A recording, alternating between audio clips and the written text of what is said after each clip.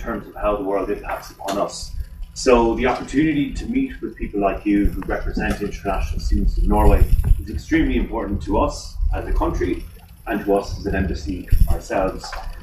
Daniel has been very active in relation to pushing the ISU in Norway and engaging with the embassies. And from our perspective, that's very useful. And in March of this year, we signed a partnership agreement with the ISU, setting out the way in which we would interact with the ISU, setting up the levels of interaction, the level of service, and the standards of engagement. We were delighted to sign that for a number of reasons. From the embassy's perspective, it's an excellent conduit in which to engage with the Irish students who are currently based here in Norway. And there's a bit of a common misconception that we are some sort of all-knowing organisation who knows exactly who the Irish students are, what they're doing, and where they are in the country. And the actual fact is, unless we are engaged with by the students, we have no idea that they're here.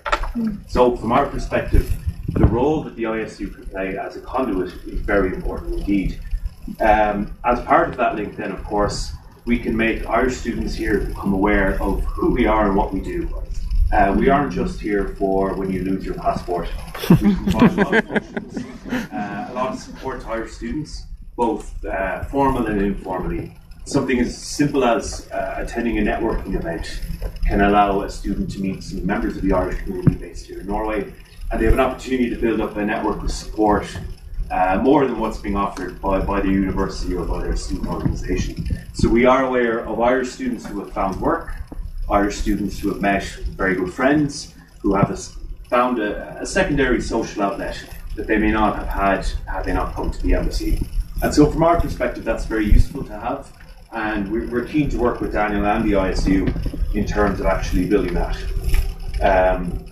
And another thing from the embassy perspective is we've also agreed an internship arrangement with the ISU, whereby once a year we will seek to have an ISU intern working in the embassy.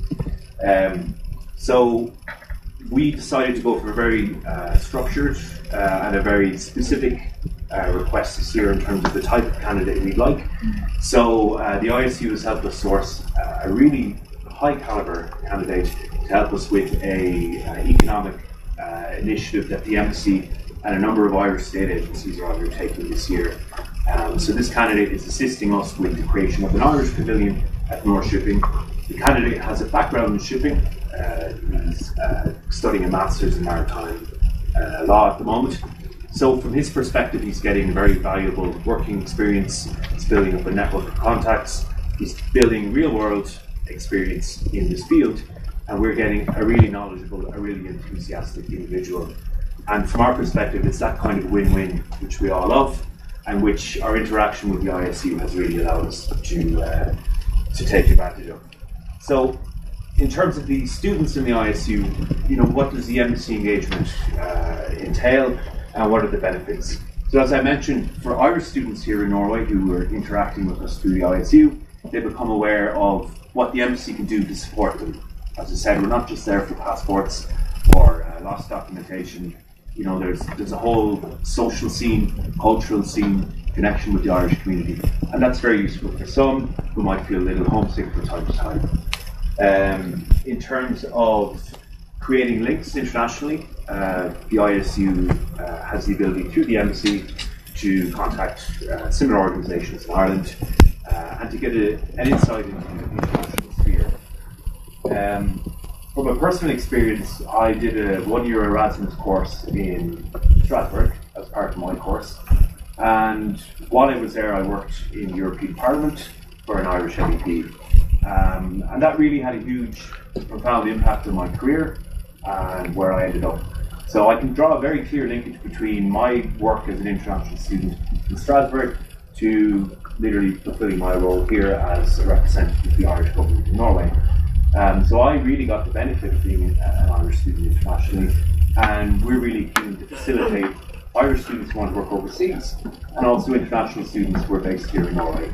That candidate I referenced earlier, who's working on the project, is not Irish, he's not even European, but he is the best candidate we have, and provided a huge insight and a huge resource that we could draw on.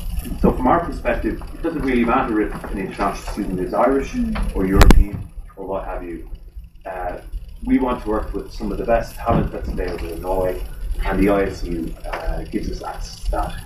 And in return, we provide support to Irish students, we provide international opportunities, and we provide the opportunity to do internships within the embassy. So really what we would like to do is to continue to work with the ISU, exploring opportunities for further collaboration, both with our embassy and with other embassies based here in Norway. So for other embassies who are here today, I can certainly recommend the advantages of engaging with the ISU. I found them to be extremely professional, extremely practical, and an absolute pleasure to deal with. So certainly from our experience, it's been a very positive engagement today. So finally, I would just like to wish you all the very best of luck on your weekend of work. I can see already from the way in which it's been conducted that it's going to be efficient, it's going to be fast, and it's going to be to the point.